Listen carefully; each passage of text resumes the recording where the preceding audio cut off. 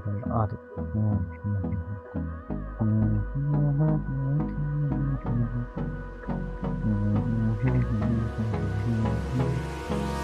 Hold me close till I get up. This belly on our side.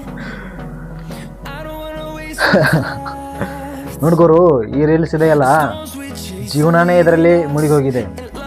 ಬೆಳಗ್ಗೆ ಎದ್ದ ತಕ್ಷಣ ಸೂರ್ಯನ ನೋಡ್ತೀವಿ ಬಿಡ್ತೀವಿ ಗೊತ್ತಿಲ್ಲ, ಆದರೆ ನೋಟಿಫಿಕೇಶನ್ ನೋಡೋದು ಮಾತ್ರ ಮಿಸ್ ಮಾಡಲ್ಲ. ಅಂದ ಹಾಗೆ ಇವತ್ತು ನನ್ನ ಬರ್ತಡೇ. ನನಗೆ ಟೋಟಲ್ ಆಗಿ 500 ಜನ ವಿಶ್ ಮಾಡಿದ್ದಾರೆ.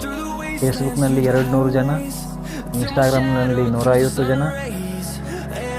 ಆದರೆ ವಿಪರ್ಯಾಸವೇನೆಂದರೆ ಮನೆಯಲ್ಲಿ ರೂಮ್ನಲ್ಲಿರೋ ನನ್ನ ತಮ್ಮ ಕೂಡ ಮೆಸೇಜ್ ಮಾಡಿದ್ದಾನೆ, ಹ್ಯಾಪಿ ಬರ್ತ್ಡೇ ಬ್ರೋ ಅಂತ. ಯಾರೂ ಬಂದು ಕೈ ಕುಲ್ಕಲೇ ಇಲ್ಲ, ಯಾರೂ ಬಂದು ಹಗ್ ಮಾಡಲೇ ಇಲ್ಲ, ಎಲ್ಲವೂ ಎಮೋಜ್ಗಳಲ್ಲೇ ಮುಗಿದು ಹೋಯಿತು. ನಮಗೆ ಈಗ 1000 ಜನ ಫ್ರೆಂಡ್ಸ್ ಇದ್ದಾರೆ, ಆದರೆ ಮನಸ್ಸು ಬಿಚ್ಚಿ ಮಾತನಾಡಲು ಒಬ್ಬ ಮನುಷ್ಯ ಕೂಡ ಇಲ್ಲ. ಲೈಕ್ ಬಂದರೆ ಖುಷಿ, ಕಮೆಂಟ್ ಬಂದರೆ ಖುಷಿ. ಯಾರೋ ಅಪರಿಚಿತನು ನೈಸ್ ಅಂತ ಕಮೆಂಟ್ ಮಾಡಿದಾಗ ಆ ಸಿಗೋ ಸಿಕ್ಕಿದೆಯಲ್ಲ, ಪಕ್ಕದಲ್ಲಿರೋ ಅಮ್ಮ ಪ್ರೀತಿಯಿಂದ ಬಾರೋ ಮಗನೇ ಊಟ ಮಾಡು ಅಂತ ಕರೆದರೆ ಸಿಗಲ್ಲ.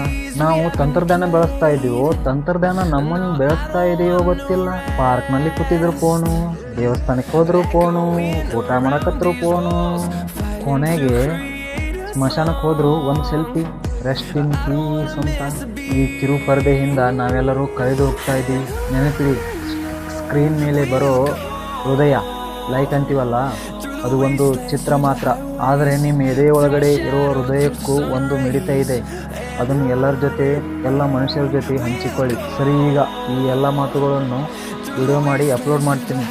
ಅವಾಗ ಎಷ್ಟು ಸಿಗ್ತಾವೋ ನೋಡ್ತೀನಿ. ಲೈಕು, ಕಮೆಂಟು, ಸಬ್ಸ್ಕ್ರೈಬರ್ಸು ಎಷ್ಟು ಲೈಕ್ಸ್ ಬರುತ್ತೆ ಅಂತ ನೋಡಬೇಕಲ್ಲ.